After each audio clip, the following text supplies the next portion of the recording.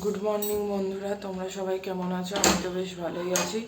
সকালবেলা ঘুম থেকে উঠেই চলে এসেছি। হ্যাঁ, আজকে ঘুম থেকে অনেক লেটে উঠেছি। আজকে এখন বাজছে প্রায় 8:30। কারণ হচ্ছে যে আজকে আমার হাজব্যান্ড অফিস যাবে না। ও আজকে ছুটি নিয়েছে, ওর শরীরটা অতটা ভালো নেই, তাই জন্য ও আজকে অফিস যাবে না।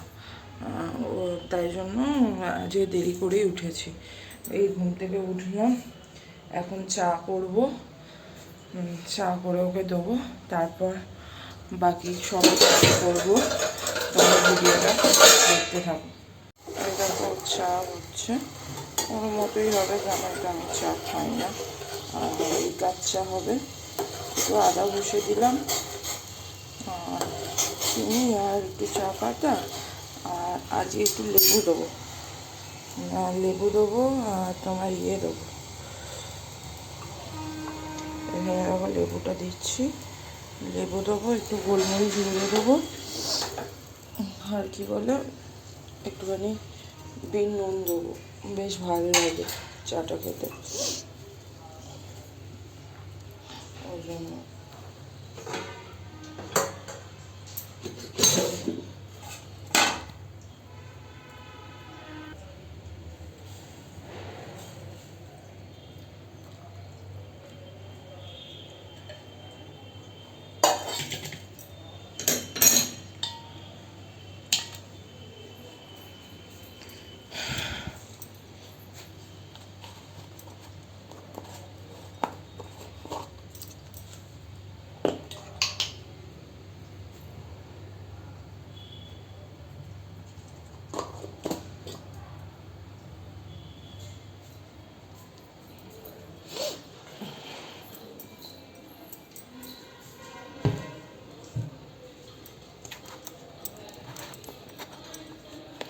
আজকে অনেক দেরি হয়ে গেছে, কিছুই কাজ হয়নি। ঘুম থেকে প্রথমে উঠেছিলাম, যেমন উঠি 6টার সময়, তো ভাবলাম অফিস যাবে না, তাহলে একটু ঘুমাই।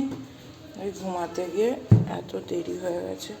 আর আমার দেরি হয়ে গেলে কাজ করতে আরও বিরক্তকর লাগে। চলো ওকে চাটা দিয়ে দিই। এরপর আমি ঘর দুয়ার ঝাঁট দেবো, ঝাঁটটা দিয়ে তোমার মুছবো।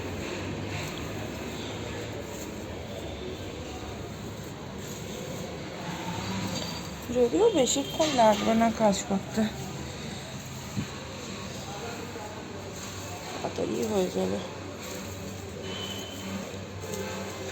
দুটো ঘর, একটা বারান্দা, এই যে।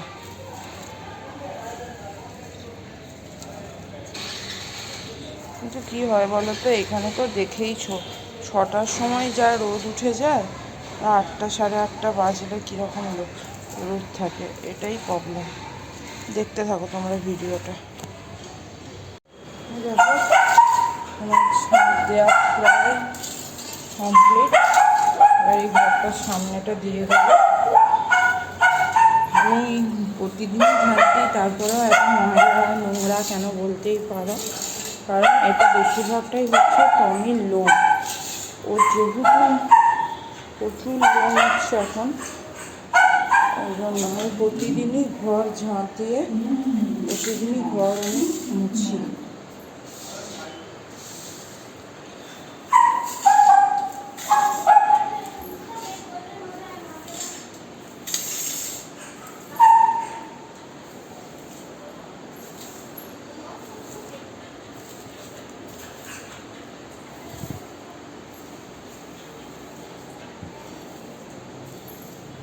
দেখতে থাকো তোমরা। এই দেখো আমি এখন মুসুরির সিদ্ধ বানাবো মুড়ি খাওয়ার জন্য। কারণ আজকে যেহেতু আমার বাড়িতে এসছে, সেহেতু আজকে আর এমনি কিছু বানাবো না, আজকে মুড়ি খাবো। মুসুরি, গোটা মুসুরি এনেছিলাম, দিয়ে এই মুসুরি সিদ্ধ বানাবো। আর এইদিকে দেখো আমার ঘরের কাজ সব হয়ে গেছে, ঝাঁট দেওয়া মোছা সব হয়ে গেছে। দেখতে থাকো ভিডিওটা। এখানে মুসুরি সিদ্ধ বসিয়ে দিয়েছি। এখানে কালকে যে বাসনগুলো মেজে রেখেছিলাম রাতের বেলা, এখনো গোছানো হয়নি, পরে গোছাবো। এই ঘর দুয়ার সব মোছা হয়ে গেছে। এরপর টমিকে চান করাবো। ও বসে আছে, ওকে স্নান করাতে হবে। আর এটা কুকারটা সিটি মারলে ব্রেকফাস্টটাও রেডি হয়ে যাবে।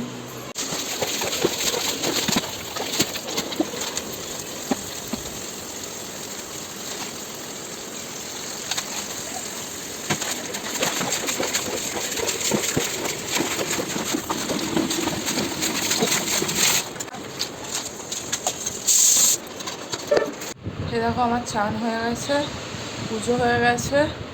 এরপর ব্রেকফাস্ট করবো।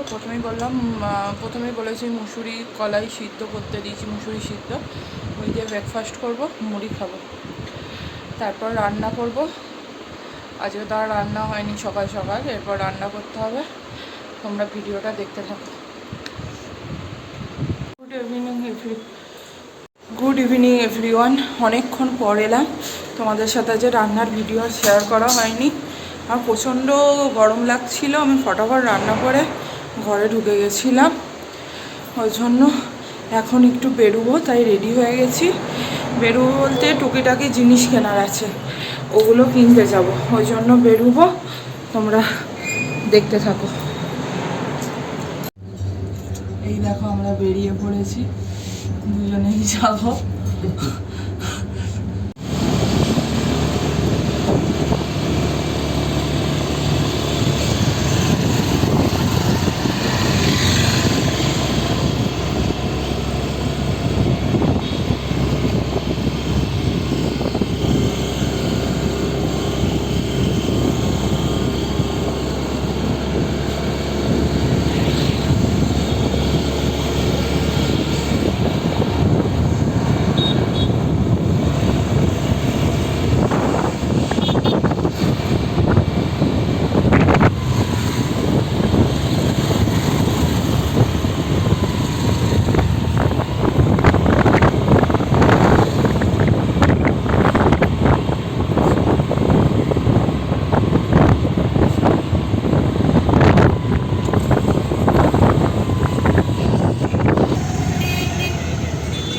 দেখো পেট্রোল পাম্পে তেল ভরতে চলে এসেছি।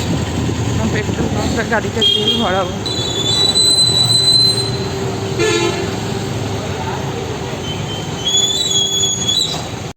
এখানে এবার যাচ্ছি মাছ আর ডিম আনতে।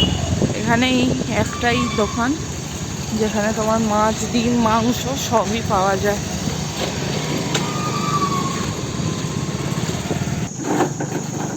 এই দেখো মাছ নিচ্ছি। এখানে মানে ওই রুই কাতলা ছাড়া আর কোনো মাছ পাওয়া যায় না। আর পাঙাশ বলে একটি মাছ পাওয়া যায়, যেই মাছ আমি খাই না। আমার হাজব্যান্ড খায়, আমি খাই না, আমার জন্য ও খেতে পারে না। দেখো মাছ নিচ্ছি। এখানে মাছ, এখানে মাংস আর ডিম। এই দেখো এবার আমরা মোমো খেতে এসেছি, মোমো খাবো। তো খিদে পেয়ে গেছে, ওই জন্য এখানে এই একটা মোমোর দোকান, আর অনেক দূরে আর একটা আছে। মোমোই খাবো, আর কিছু খাবো না আজকে। দিয়ে বাড়ি চলে যাবো, কেনাকাটা সব কিছু হয়ে গেছে। মোমো দিয়ে দিয়েছে, এটা আমি খেয়ে নেবো। এখন মোমো খাওয়ার পর আবার ফ্রেঞ্চ ফ্রাই নিয়েছি, এবার ফ্রেঞ্চ ফ্রাইটা খাবো, দিয়ে বাড়ি চলে যাবো। দেখো কী কী কিনে আনলাম। এখানে ঠাকুরের ফুল কিনে আনলাম, ঠাকুরের 2 প্যাকেট ধূপ কিনে আনলাম, মধু কিনে আনলাম, কারণ শিব পুজো করি, শিব ঠাকুরকে মধু মাখাতে হয়, ওই জন্য মধু কিনে আনলাম। আর ঠাকুরের নকুলদানা কিনে আনলাম, কারণ ভোগ দিই, ওই জন্য নকুলদানা কিনে আনলাম। আর প্রদীপ জ্বালাই বলে সর্ষের তেল কিনে আনলাম। এ কটা ঠাকুরের জিনিস হয়ে গেল। হ্যাঁ, গ্লুকন্ডি কিনে আনলাম। গ্লুকন্ডিটা প্রায় শেষের পথে, ওই জন্য এখানে গ্লুকন্ডি কিনে আনলাম। ওর সাথে দেখো একটা বোতল ফ্রি পেয়েছি, বেশ ভালো। আগের বারেও কিনেছিলাম যখন পেয়েছিলাম, এবারেও যখন কিনেছি পেয়েছি। এই বোতল একটা ফ্রি পেয়েছি। হ্যাঁ, এখানে তো দেখালাম মাছ আর ডিম কিনেছি, 1টা ডিম আর 1 কিলো মাছ, ব্যাস। রাতে খাবার জন্য কিছু একটু বানাবো বলতে এই দুটো আলু কাটবো, দুটো আলু ভাজা করে নেবো। এই আলু ভাজাতেই আমাদের হয়ে যাবে। আর একটুখানি মাংস আছে, ওতেই আমাদের রাতে ভাত খাওয়া হয়ে যাবে। আমি আলুটা কেটে ভেজে নিই, তোমাদের কাছে আবার পরে আসছি। খুব গরম। আমি আলু ভাজতে দিয়ে দিয়েছি। আলু ভাজা তো কিছুই না, একটু জিরে ফোড়ন দিয়ে আলুটা ভাজতে দিয়ে দিয়েছি। এরপর আমি কালকে যেটা রান্না হবে তার ইয়েটা কাটবো, তোমরা দেখতে থাকো। দেখো এখন কাটবো হচ্ছে ঢ্যাঁড়স মানে ভেন্ডি। এই যে ভেন্ডিটা আমি আগে জলে ডুবিয়ে নিয়েছি, দিয়ে কাটবো। কারণ কাটার পর ধুলে ভেন্ডিটা একটু ল্যাড়ানি হয়ে যায়, মানে কেমন ভাজতে খুব অসুবিধা হয়। ওই জন্য আগে জলে ডুবিয়ে ভালো করে ধুয়ে নেবো, দিয়ে তোমার কাটবো। চলো আমি ভেন্ডিটা কেটে নিই, তারপর আর কি কাটবো দেখাচ্ছি তোমাদের। এই দেখো আমার ঢ্যাঁড়স কাটা হয়ে গেছে। এবার ফুলকপি কাটবো। কালকে ফুলকপি আলু দিয়ে কিছু একটা করবো দেখি। আর মাছ তো এনেইছি, ফুলকপিটা কেটে নিই। এই দেখো আমার এখানে সব সবজি কাটা হয়ে গেছে। এটা ঢ্যাঁড়স কেটেছি, ঢ্যাঁড়স ভাজা হবে। এখানে ফুলকপি কেটেছি, এখানে আলু কেটেছি। ফুলকপি আলু দিয়ে তরকারি হবে। এই কাটা হয়ে গেল। এবার এগুলো তোমার আলুটাকে একবার জল দিয়ে ধুয়ে নিয়ে জলটা ফেলে দেবো। একবার জল দিয়ে না ধুলে কি বলো তো, আলুটা পুরো কালো হয়ে যাবে। আর জলটা একবার ধুয়ে নিয়ে যদি ফেলে দিই তাহলে তোমার আলুটা কালো হবে না। তো জলটা একবার ধুয়ে ফেলে দিলাম। এবার এগুলো ফ্রিজে ঢুকিয়ে দেবো। আর আজকে একটু আমের চাটনি করেছিলাম, সেটা তোমার কালকেও ওই হয়ে যাবে, আর কিছু লাগবে না। এখানে আমার আলুটাও ভাজা হয়ে গেছে। আলুটা ভেজে আমি কড়াইতেই রেখে দেবো, কারণ এখন নামাবো না। আমাকে ওটা বাটিতে নামালেও বাটিটা আবার মাজতে হবে। কড়াই রেখে দিই, একবার কড়াইটা মেজে নেবো। আলুটা আমার ভাজা হয়ে গেছে, চাপা দিয়ে দিলাম। এরপর আমি এই বাসনগুলো তুলব। তাহলে ভিডিওটা এইটুকুনি রইল। আবার দেখা হবে কালকে নতুন একটা ভিডিওর সাথে। তোমরা পারলে চ্যানেলটি সাবস্ক্রাইব করে দিও, একটা লাইক করে দিও, কমেন্ট করে দিও আর শেয়ার করে দিও। গুড নাইট, টাটা, সুস্থ থেকো, ভালো থেকো।